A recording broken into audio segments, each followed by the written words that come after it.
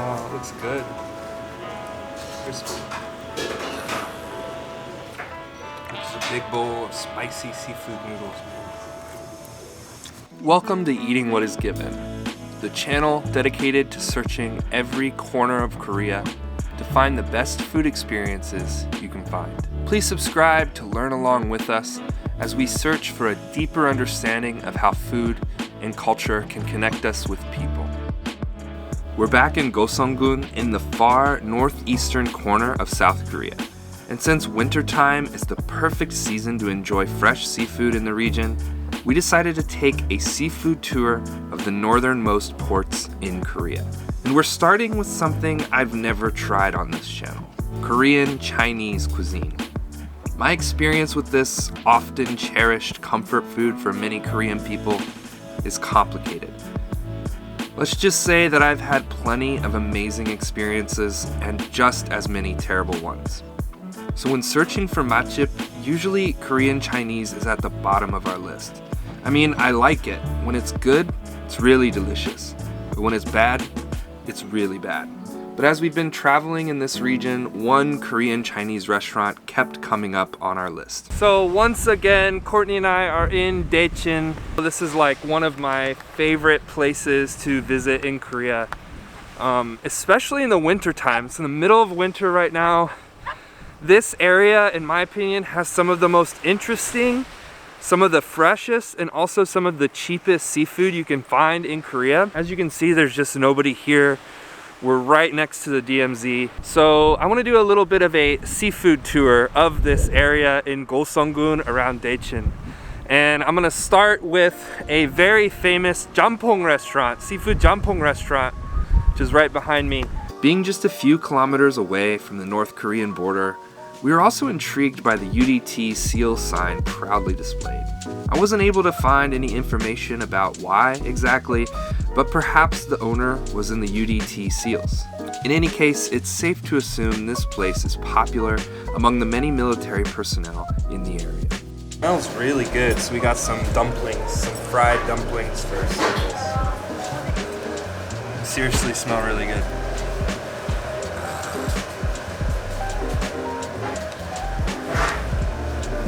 Definitely just some soy. Ooh, it's nice.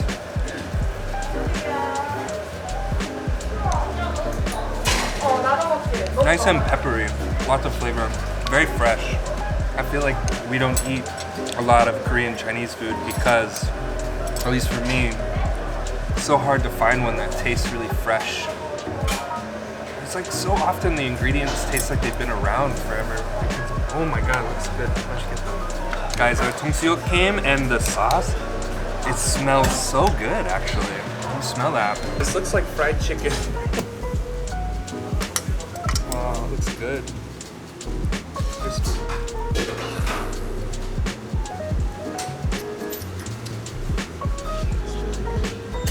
Yeah, it actually looks awesome. This tung-seok looks legit. Okay, so I am a dumper, Courtney's a dipper, but I'm gonna let her dip to start. 감사합니다.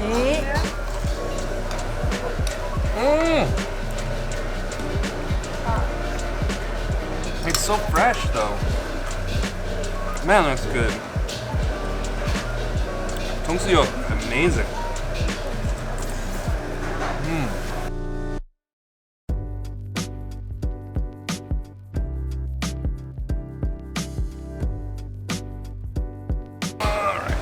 Sorry, Court. I don't want to splash you. One of my Korean friends taught me this skill where you put the bowl underneath when you have long noodles, and I was like, that makes sense. This place has been open since 1952. Since 1952. Gongpyo. It's like right after the Korean War, and it's kind of interesting because we're right next to the DMZ.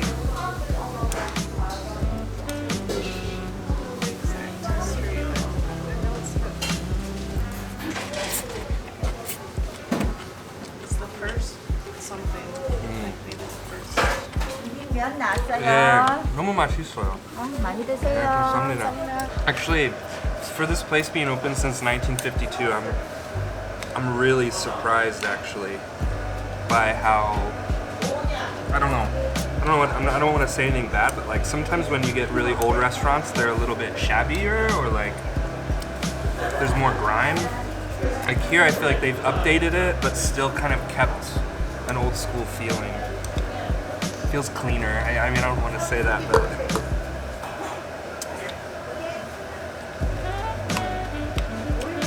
you know what I think this is? I think this is they just take the jjampong sauce and boil it down to where it's just like a thick. We got so much food, so much carbs. Huge pieces of squid, huge.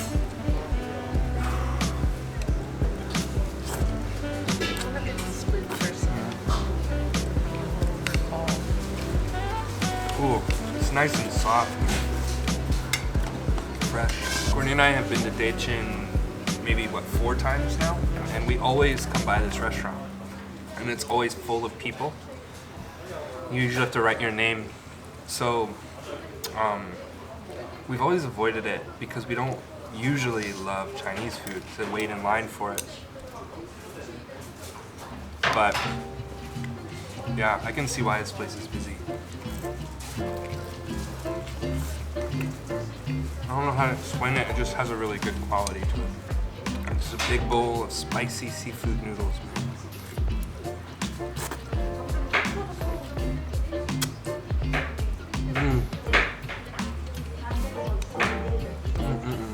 I know how I can do my style.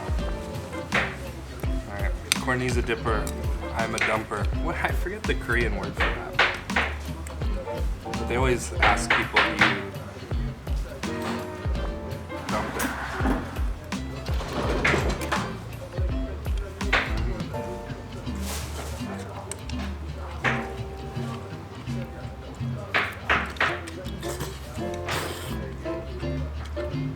I mean, I don't have a lot of experience with Chinese food in Korea because I've had some bad experiences. I avoid it quite often.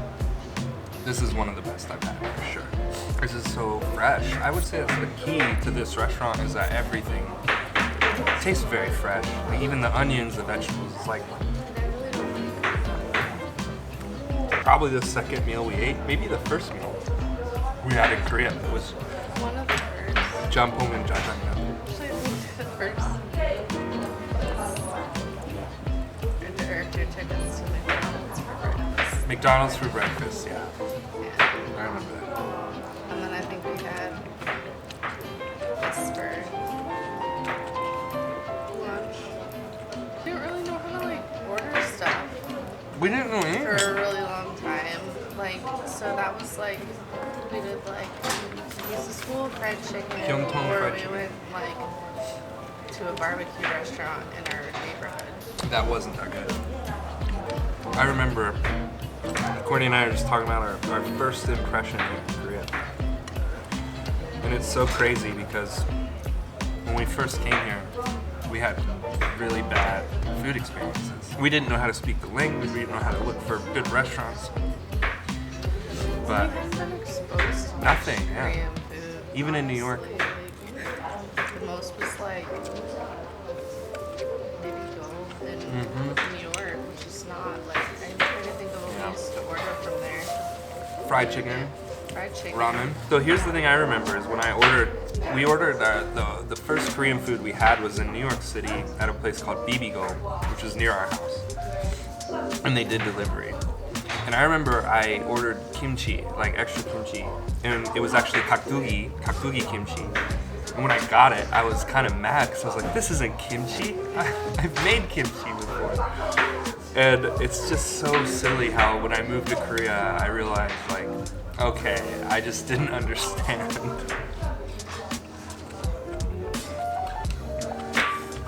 It's all about learning though, you know? Like, it's kind of like, I would say when we first moved here, the Korean food feels very gated and secluded from foreigners. And we were foodies before we moved here. You know, we worked at a cheese shop and butcher shop. So like we wanted that really fresh, interesting, high quality food, like this place. But then, you know, a lot of the Koreans we met were more interested in taking us places that were cheap and that they thought we would like because we're foreign, not because the food was good. That's just to say, like, the first 6 months of Courtney and I living here, we struggled with food. We didn't know where to go. Because if you can't read Korean, you don't know how to use Naver, you can't find good places. I remember probably one of the first eye-opening meals we had, you and I both, was the Baekcho Hanu Mayo in Daejeon. And a friend took me to this Hanu restaurant that, of course, was expensive because it's Hanu, but they used a suppu. They would cook the rice in the pot and then take it back and make narungji. And the cheonggukjang was amazing. The cheonggukjang is like the best there. And that was like one of the first meals where I was like, okay, I now realize that not all Korean restaurants are just equal. Like there's good ones and bad ones. And the same could be said like everywhere, but we didn't know at the time. And then the same could be said about Chinese food, because my perception of Korean Chinese food hasn't been very positive, but this place is changing my mind a little bit. Korean food's like that. You try something and the first time you try it, you're not blown away. But then it's like... The flavors are so different. Yeah. I hope this doesn't come off as pretentious, because it's not like we know how to eat Korean food or something. Because I'm still learning. That's the thing about Korean food, is like, every time I eat with a Korean person, I watch how they eat. I like learn new techniques. Like chapseo or matsangmu, I was like, I never thought that you could, you know, make a Korean canapé with the liver and this, you know. Like, I remember actually, when we first came to Korea, we would go to a Goki gym. And we would order more and more and more meat. And we would always go away and be like, we're hungry. And then we discovered that like there's this thing called hushik in shiksa, like after your meat meal, you go out with Koreans and they're like, what do you want? You want noodles or rice? You know, you have to end your meal with something like that. Here's the most incredible thing about that bowl that you're eating. It cost $6 US for that huge bowl. Mine was only 8,000 won, less than $10. It's crazy.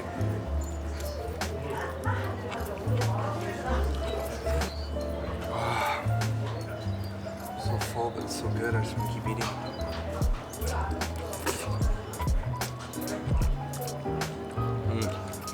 Tongseok is so good. I